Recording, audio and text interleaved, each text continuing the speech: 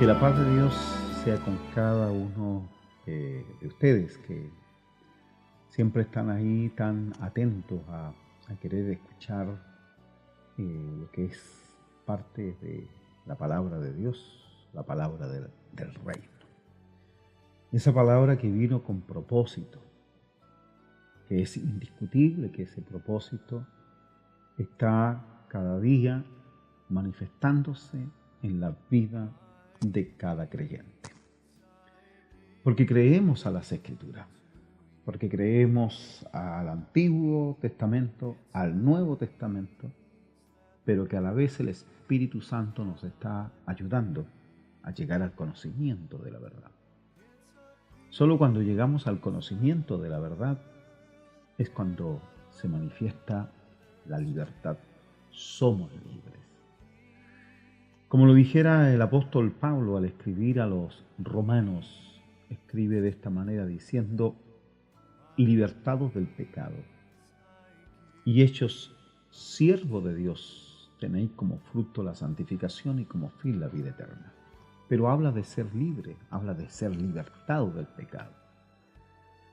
Él lo dice también basado en las palabras del Maestro, cuando él le habla a sus discípulos o a aquellos que manifestaban un creer. Jesús le habla a aquellos que creían, solo creían. Le dijo: si permanecieres en mi palabra. O también podemos decir: si la palabra permanece en vosotros. O en otras palabras es: si permanecieres en lo que has creído, seréis verdaderamente mis discípulos. Y conoceréis la verdad, y la verdad os hará libres. Necesitamos ser libres. Muchos necesitan ser libres. Solo si el Hijo os libertare, seréis verdaderamente libres. Esas son las palabras del Maestro. Son palabras venidas no de un hombre sabio, sino de la sabiduría hecha carne. La sabiduría hablando. La palabra hecha carne hablando. Donde nos deja claro de que la persona debe permanecer en lo que ha creído. El que permanece en lo que cree es porque éste en realidad ha tenido un verdadero oído. El oír viene por la palabra. Es como lo dice el apóstol. La fe es por el oír. Y el oír por la palabra de Dios. Si ese oír existe, entonces también existe la fe. Si ese oír es auténtico, también es auténtica la fe. Porque en una parte de la Escritura nos habla acerca de la fe no fingida. Para que no exista una fe fingida, entonces tiene que haber una fe legítima, una fe verdadera. Y para que haya una fe verdadera, tiene que haber un oír verdadero. ¿Y quién oyó a Dios? Quien estuvo en su secreto. El que estuvo en su secreto le oye. Y el que oye es aquel que persevera, permanece hasta el cumplimiento de aquello que se ha oído. Cuando tú permaneces como un Abraham, por ejemplo. Abraham permaneció en lo que oyó. ¿Qué es lo que oyó Abraham? Abraham oyó de parte de Dios que Sara, su mujer que era estéril, tendría o le daría un hijo. Y en ese hijo le sería contada su descendencia. O sea, habría una descendencia en Abraham, por cuanto oyó de Dios la promesa de que Sara, su mujer, aunque era estéril, iba a tener un hijo. Y no tan solo a través de ese hijo, o sea, un solo hijo, sino que en realidad iba a haber una descendencia enorme y serían en esa simiente benditas todas las familias de la tierra. Pero cuando dice esa simiente, no se está refiriendo solo al hijo que le nació, sino en Cristo Jesús cuando se manifestó el Verbo hecho carne. Y vimos su gloria, dice el apóstol cuando escribe el Evangelio de Juan. Vimos su gloria. ¿Cómo qué gloria? Gloria como la del unigénito Hijo de Dios, como único Hijo del Eterno, del Padre Celestial. Y Él se manifestó en este mundo con propósitos. Esos propósitos no se manifestaron en su nacimiento, como ya estamos próximos. Hoy día estamos a 17 de diciembre del 2011 y estamos próximos a que muchos comiencen a celebrar la Navidad, empiecen a tener ciertos recuerdos acerca del nacimiento del Señor Jesucristo, pero el propósito no era solo nacer en el pesebre. El niño que nace allí es la esperanza que se está manifestando en el mundo de redención, de perdón de pecado. Juan el Bautista, cuando da testimonio en el comienzo del ministerio del Señor Jesucristo, no estaba allí presente para dar testimonio de lo que había nacido en ese pesebre. Además, si hubiese estado Juan, habría tenido a lo menos sus 2 o 3 años cuando visitaron a Jesús los magos, o tal vez 1 año habría tenido, o tal vez un poco menos, solo meses, para dar testimonio de Jesús en el pesebre. Pero Juan no estuvo allí dando testimonio. Tenía que haber una manifestación divina a través del profeta, el último profeta, el último que profetizaría acerca de Jesucristo, del Mesías. Y él no escondió en misterios la aparición del Hijo de Dios, sino que dijo: el que viene después de mí, sin misterio, sin quedar oculto en alguna escritura escrita por Juan el Bautista, sino que él mismo dijo: el que viene después de mí. Así que entienda cada uno de ustedes que Juan el Bautista no estaba dando testimonio del Jesús nacido en un pesebre, de aquel niño que pareciera que estaba cambiando todo el ambiente, así como nos quieren hacer saber y nos quieren hacer parecer de que nació el Hijo de Dios y por lo tanto haya en la tierra paz. Sí, verdaderamente paz. Viene la paz, pero la paz está hecha en la sangre de su Hijo. La Escritura dice: justificados pues por la fe, tenemos paz para con Dios. ¿Y de qué manera nosotros fuimos justificados? ¿Por un niño que nació en el pesebre o por un hombre ya adulto muriendo en la cruz, derramando su sangre y su vida para que nosotros fuésemos reconciliados con el Padre? La muerte del Hijo de Dios nos reconcilia. Esa reconciliación se produce entre un enemigo, porque éramos enemigos, según las Escrituras nos muestra el apóstol Pablo, nos dice que éramos enemigos. Siendo enemigos fuimos reconciliados.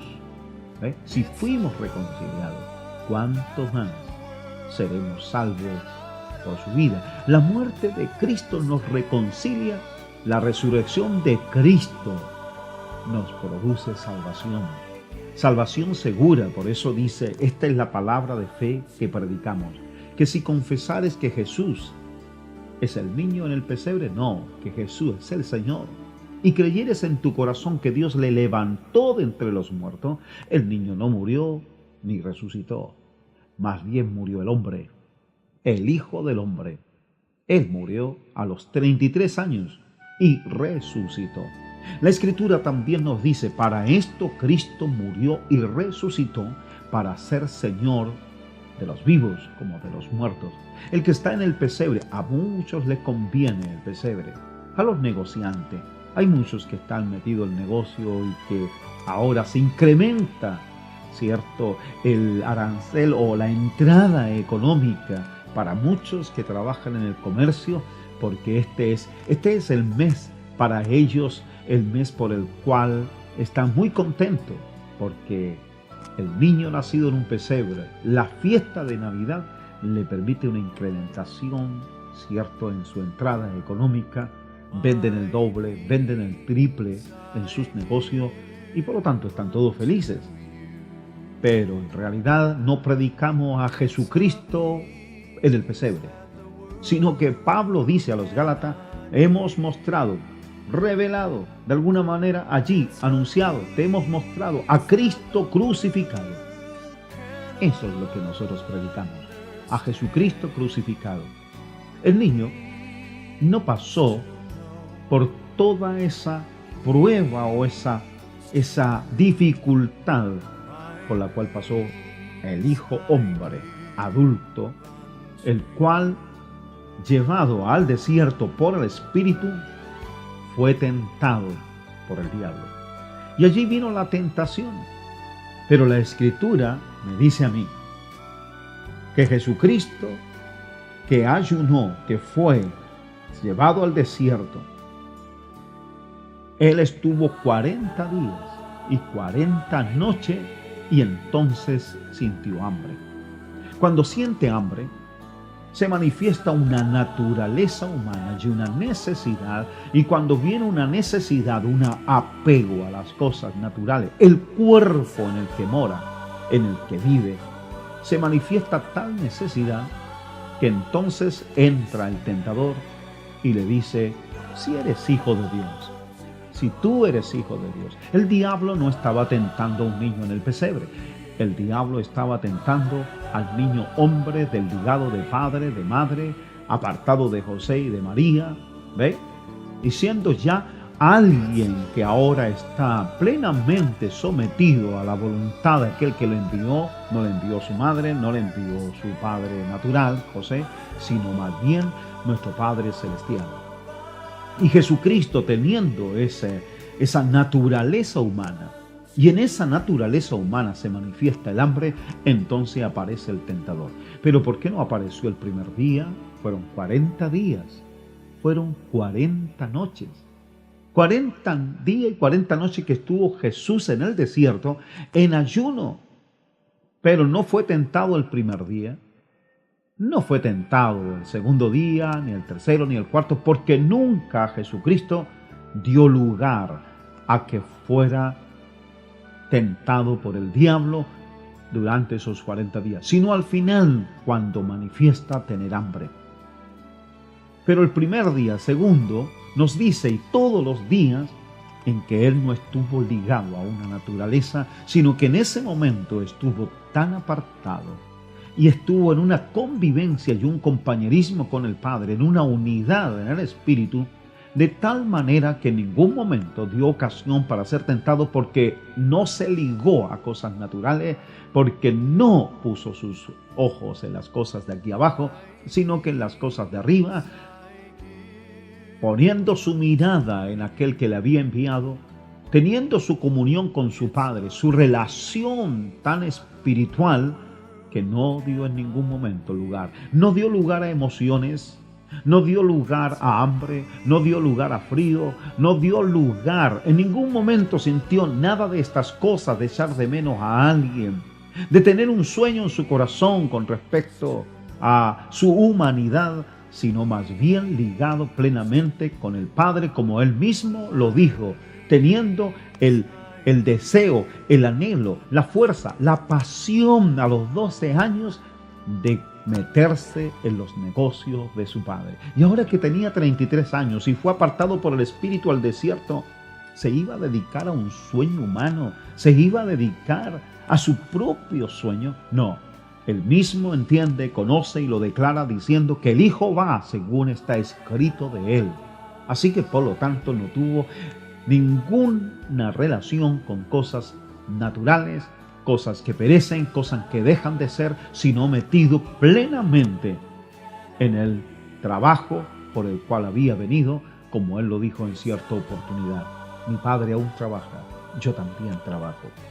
Y él estaba metido en ese trabajo, así que por lo tanto no fue tentado a la primera semana, sino que al final, cuando él manifiesta una naturaleza humana, cuando siente hambre, entonces se le dice, di que estas piedras se conviertan en pan. Entonces él resiste al diablo. Aleluya. Resistió al diablo Y al resistir al diablo, lo resistió con lo que está escrito, con la palabra. No es una resistencia de taparse los oídos, de taparse los ojos. No quiero ver al diablo, no quiero oír su voz, sino más bien fue una resistencia declarando la palabra eterna, la palabra escrita. Escrito está. Escrito, se apoyó en lo que estaba escrito, no se apoyó en sus pensamientos, en su filosofía propia y personal, en su conclusión, en decir, te conozco, yo sé cuál es tu intención, así que no va conmigo. No, sino que inmediatamente resistió por las Escrituras. Mira, leamos aquí, vamos a leer en Santiago, en el libro de Santiago, en el capítulo 4, el hermano Santiago en su libro, en su epístola, en el capítulo 4, en el versículo 7 dice, someteos pues a Dios. Luego dice, resistid al diablo y huirá de vosotros. Aleluya.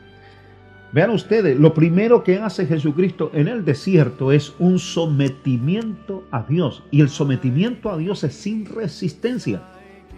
Él no fue llevado por el Espíritu a apartarse al desierto para recién allí tener una relación o un conocimiento de sí mismo y llegar a conocer la humanidad propia para poder no someterse a ella. No, Él ya iba con una disposición a meterse en los negocios de su padre, como lo dijera a los 12 años de edad. En los negocios de mi padre me conviene estar. Sino que sometió a Dios, como dice Santiago. Él se sometió. Sometido a Dios entonces, el primer día, segundo, hasta el día 40. Sometido plenamente a la voluntad de conocer su motivo, su razón, el propósito por el cual está en este mundo. Como también en el monte de la transfiguración se le aparece Moisés y Elías para decirle cuál es el propósito por el cual ha entrado en Jerusalén. Que no se olvide cuál es ese propósito. Que por nada él quede vislumbrado y enceguecido por los hosanas, por las palmeras, por los mantos que ponen en su camino, por toda la alabanza que declara la gente diciendo, Hosana, bendito es el que viene en el nombre del Señor. Y Moisés y Elías se le acercan para decirle, no olvides el propósito por el cual tú entraste a Jerusalén. La entrada a Jerusalén, aunque la miren como una entrada triunfal, a la verdad el triunfo fue cuando salió de Jerusalén y de la manera en que sale de Jerusalén. Él entra en un pollino, entra como rey, él entra, aleluya, reconocido y alabado, y en ningún momento calla las alabanzas hacia él, porque él también está consciente quién es, aleluya. Pero el que haya sido sacado de la manera en que fue sacado, nunca quitaron de su cabeza, de su corazón, de su mente, el propósito por el cual había entrado en Jerusalén y se mantenía triunfante. Para esto él había venido, para dar testimonio de la verdad. Y allí estaba como rey. Él es Melquisedec, rey de Salem, sacerdote del Dios Altísimo. Y allí está, para ser sacado de Jerusalén, para el gran sacrificio, donde muchos no sabían por qué tenía que ser sacrificado. Pero nosotros ahora sí tenemos pleno conocimiento de por qué fue sacrificado. Someteos a Dios y resistid al diablo y él huirá de vosotros. Primeramente es el sometimiento a Dios. Dios te va a permitir eso. Lo primero que tienes que hacer es venir a someterte a Dios, es tener esa conversión. Convertirnos por completo a Dios y entregarnos a su voluntad sin distracción alguna, donde podamos entender por qué hemos sido llamados y por qué hemos sido salvados. Luego, eso nos va a permitir la resistencia, el resistir conforme lo que está escrito, conforme la palabra que está morando en nosotros. En cierta oportunidad, el maestro mismo hablando sus discípulos y otros más que han participado, estaban participando de este momento en que Jesucristo está allí, presente delante de ellos. Jesús hablando a sus discípulos, a los que creen y los que no creen, Él manifiesta abiertamente y dice: nunca habéis oído su voz. Así. Ni habéis visto su aspecto, ni tenéis su palabra morando en vosotros.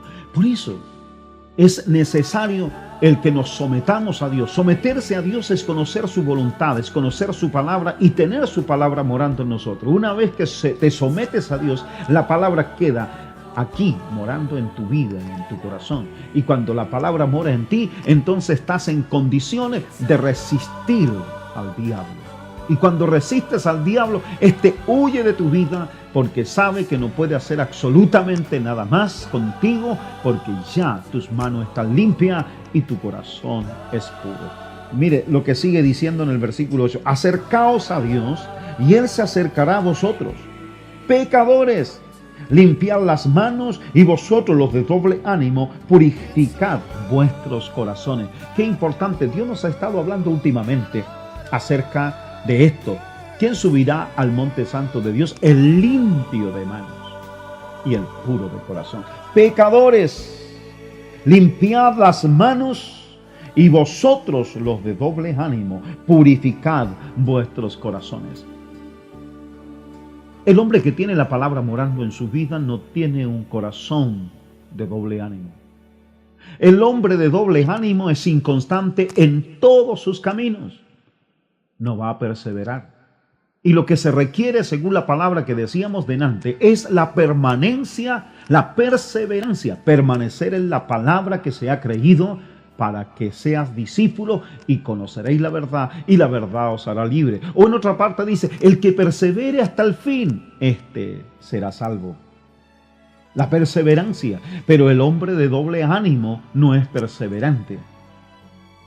Y menos va a poder resistir al diablo, al contrario. Por eso que el de doble ánimo nos sirve en esto, porque su corazón debilitado por tener dos puntos de vista, dos conductas, dos vidas, por indeciso en estas cosas, por un pie adentro y el otro afuera, o sea, claudicando en dos pensamientos. El hombre de doble ánimo es inconstante en todos sus caminos. Así que por lo tanto es imposible que pueda resistir al diablo, porque no tiene la palabra morando en su vida, porque no ha sido purificado su corazón.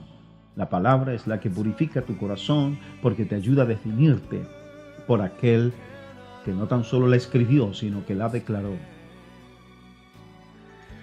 No es Jesús el nacido en el pesebre al que nosotros seguimos. Están equivocados los que están allí preparándose para celebrar un cumpleaños más, una Navidad más. Resiste al diablo, resístele y comienza a conocer las Escrituras, porque no fuiste justificado por un nacimiento, fuiste justificado por una muerte y una resurrección. Y cuando Cristo nace en la tierra, nace la esperanza de la redención, pero cuando es adulto es cuando es entregado, entra a Jerusalén y luego es sacado para ser muerto fuera de Jerusalén. Salgamos pues fuera del campamento llevando su vituperio, porque no tenemos aquí ciudad permanente. Pero para el hombre de doble ánimo sí piensa que también tiene aquí ciudad permanente. Pero los que han limpiado sus corazones, o los que han purificado sus corazones, donde el hombre dejó de ser pecador y por eso que sus manos ahora son limpias y se convirtió en un hombre de corazón puro, este sabe que tiene un solo destino y que busca una sola ciudad. Esa ciudad permanente, pero esa ciudad permanente no está aquí en la tierra. Busca esa ciudad que viene de arriba, la ciudad libre, la ciudad sin pecado, la ciudad que tiene fundamento, pero un fundamento de verdad que permanece, que persevera a través del tiempo. Perdón. La ciudad que tiene fundamento. Esa ciudad eterna, la que viene de arriba, la que representa a la libre, como lo dice el apóstol Pablo. Por lo tanto, no celebramos nosotros el nacimiento de Jesucristo, sino más bien sabemos que se convirtió en Señor cuando muere y cuando resucita de entre los muertos. No es Señor cuando es un niño, es la esperanza. No es Señor cuando tiene 12 años y está diciendo: en los negocios de mi Padre me conviene estar. Él se convierte en Señor cuando muere y resucita. Cuando Él nace en el pesebre, nace la esperanza. Pero cuando Él muere y resucita, nacen los hijos de Dios. Nacemos todos nosotros. Yo no nací en un pesebre. No nací con Él en el pesebre. Yo nací con Él cuando resucita de entre los muertos. Por eso, si confesares con tu boca que Jesucristo es el Señor y creyeres en tu corazón que Dios le levantó de entre los muertos, serás salvo. Y eso es lo que Él vino a hacer, a darnos salvación, a darnos vida y vida en abundancia. Estamos pronto a tener montones de manifestaciones negativas, pero estamos en condiciones, gracias a Dios y al Espíritu, que nos ha permitido la palabra en nuestros corazones, a resistir. Y resistiremos, y el diablo huirá. Una vez más en la historia, volverá a huir de aquellos que han sido destinados para ser usados en esta última hora. Y estamos aquí haciendo un llamado a ti, iglesia, a ti, hermano, a ti, creyente, que dejes de ser un simple creyente y conviértete en un conocedor de la verdad. Y métete en este propósito divino. Dios te está llamando a apartarte y a tomar una decisión definitiva donde Él sea el Señor en tu vida, el Señor de tu corazón. Donde Él limpie tus manos y también purifique nuestros corazones. Damos gracias a Dios por habernos concedido a Jesucristo, pero crucificado y resucitado. No estamos aquí para celebrar el tiempo de su nacimiento o la Navidad, natividad, donde muchos celebran y les conviene porque no hay allí un llamado a renunciar, a negarse, no hay un llamado a morir y a nacer de nuevo para andar en una novedad de vida. No hay demanda. Todos quieren participar de esta fiesta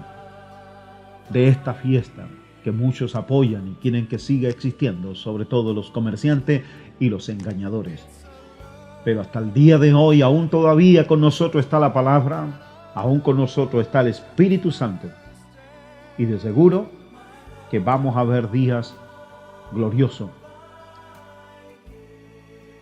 La Navidad que tú celebras, un árbol que tú adornas, muchos de esos árboles son robados y te lo vendieron y tú compraste algo que fue robado y ni siquiera pagaste lo que vale. ¿Así celebras tú la Navidad? ¿Con qué conciencia llegas tú a un momento como ese y quién serás después de ese día? Porque nada hace la Navidad contigo. Pero Jesucristo, el que murió por ti y derramó su sangre, un hombre como Jesús que no necesita ser adornado. Él tenía verdadera vida. Fue arrancado y cortado de la tierra de los vivientes, pero sin embargo la promesa, y vería simiente, y así fue, resucitó de entre los muertos y ha libertado a millones de personas. Y los que hemos creído hemos pasado a ser hijos de Dios, espíritus perfectos, por medio de Él. La Navidad nada hace contigo, pero la crucifixión de Cristo, su muerte y resurrección, sí hace algo contigo, un cambio. Y tienes que solamente creer, venir y creer en aquel que en la cruz dijo: Padre, perdónales porque no saben lo que hacen. En el pesebre habría un niño que no sabía, aún todavía, porque estaba allí. Pero en la cruz había alguien adulto que sí sabía muy bien porque estaba ahí en esa cruz y sabía también que lo que se estaba produciendo en ese momento con los pecadores, una contradicción, porque esos pecadores le estaban dando muerte a aquel que estaba muriendo por sus pecados, por los pecados de esos pecadores, y dice: Padre, perdónales porque no saben lo que hacen. A ti te hacemos un llamado a mirarlo a Él, a poner tu mirada, tus ojos en Jesús, que es el autor y consumador de la fe. Que procedas a la reconciliación, porque hay reconciliación por medio de nuestro Señor Jesucristo. Justificados pues por la fe, tenemos paz para con Dios por medio de nuestro Señor Jesucristo. Que la paz de Dios sea con todos los hijos de paz.